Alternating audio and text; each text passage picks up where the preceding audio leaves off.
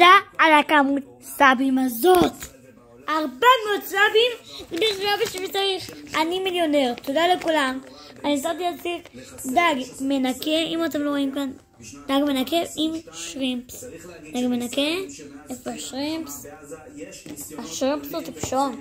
מישהו לא יודע מה זה שרימפס? זה דג קטן, נראה כמו הקרב, בשווי מיליוני שקלים. הנה הוא כאן באמצע. תחשבו קצת את המצלמה, אני לא יודע אם אתם רואים אותו, אבל הנה שרימפס. וגם בשביל לעשות לכם קצת סרטוני גיימים יותר מטורפים, טה-דה-דה-דם, אני קניתי עכשיו גופרו, ותודה לכם. למרות זה עמיד במים, מה שזה לא יודע גופרו. הנה, עשיתי ככה הנחת הגופרו.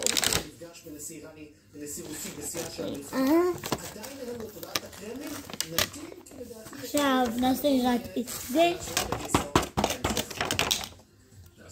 היום ה-65 ללחימה עומד גם היום בסימן קרבות מדרום רצועת עזה. תראו, זה הכרטיס זיכרון. קניתי את הגופו הכי שווה עם כרטיס זיכרון. התינה שלו תיקח את זה כמה שעות, והסרטון איזה דקה, 2, אז הוא זה שווה את זה. זה כרטיס זיכרון גופו. פעם ראשונה שאני מחזיק. ופעם ראשונה שאני מחזיק את הגופו. זה סוג נדיר של 2024, במיוחד השנה הזאת, ובגלל שאנחנו במצב טילים, אז שהיא תיגמר המלחמה, אני הולך לבריחות קצת יותר מסוכנות. זה עמיד במים, איתכם כסוי, עמיד.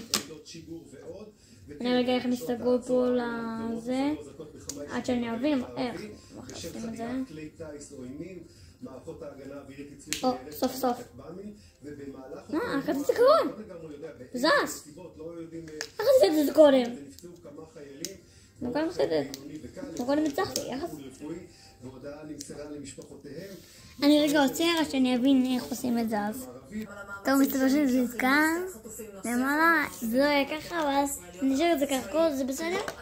זה אלה, זה, מה זה בכלל זה, נעשה את זה בבלוג הבא על איך משתמשים בגופרו. אבל רק מסתכל מה הגזרים.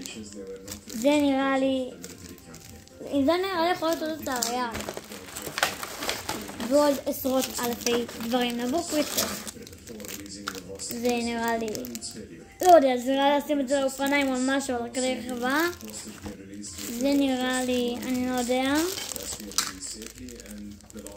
זה נראה לי לתלייה, חלקים כאלה, כזה.